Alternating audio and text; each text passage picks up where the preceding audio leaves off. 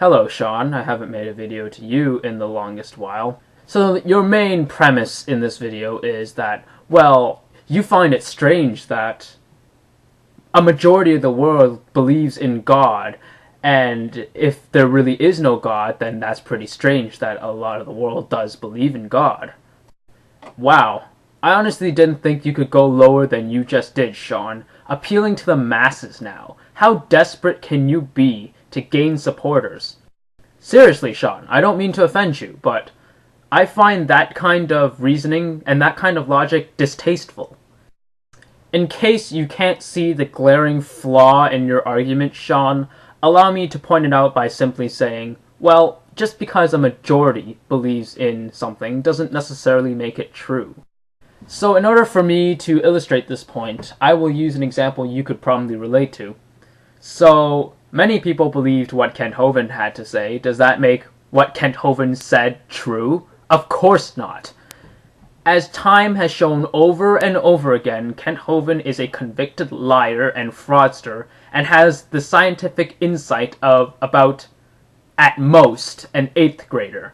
He has no knowledge whatsoever about biology. He has no knowledge whatsoever about cosmology. He has no clue what he's talking about. And that has been proven again and again. So, as the facts have shown, Kent Hovind really doesn't know what he's talking about. But according to your logic, Sean, just because a great number of people believe what Kent Hovind says is true, that means what Kent Hovind says is true, right? Now, if the Bible is right, and the earth had a canopy of water overhead, like the Bible, I think, clearly teaches in 2 Peter 3 and in Genesis 1, 6, and 7, this canopy of water would filter out quite a bit of radiation. But seriously. So do you want an explanation to your question, Sean? Do you want me to tell you exactly why God probably doesn't exist, even though a majority of the world believes in the existence of a god or gods? I believe religion has essentially been the band-aid solution of history. Religion was mankind's quick fix to answer whatever questions they did not know the answer to. Religion was mankind's way of maintaining social order. And the explanation in this case would be that people tend to think with their hearts first, rather than with their heads. The belief in anything supernatural, and with it, the belief in a god, essentially provided everything that we were looking for. Granted, it was without a shred of proof to back up its claims, but think back to how our ancestors might have looked upon the world. Much of it was still unknown. In actuality, much of it is still unknown today, but even less was known back then. That's a frightening feeling, not knowing. And many people, and this hasn't changed in history, many people are afraid of the unknown. So when religion offers answers, people don't like to second guess whether the claims of religion are true or not. If they offer answers, they offer peace, they offer tranquility, and they offer happiness. What is there to lose? I am an atheist for many reasons.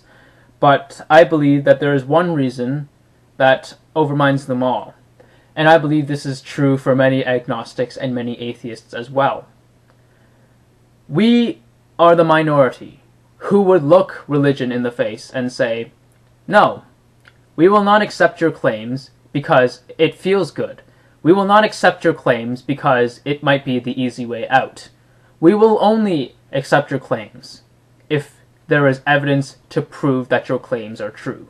If the evidence is concrete, if it is observable, testable evidence that without a doubt would confirm that your claims are true, we would believe.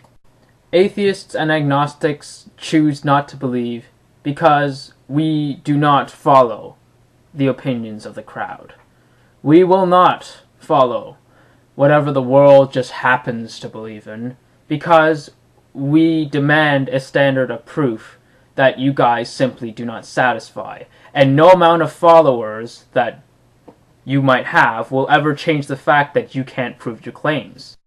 One part I still have questions about is that you mentioned that there are two options we non-believers can take. And this is the part where I'm concerned about. You said God is the cause of people believing in God. Perhaps I might be misunderstanding you, and I really hope I am. Because you seem to imply that God affects how we believe in God or not. So, first of all, that doesn't make sense because there are non-believers in this world, a lot of non-believers in your God. And secondly, if God really did affect how people believed in him, whether people believed in him or not, that's hardly free will, wouldn't you say?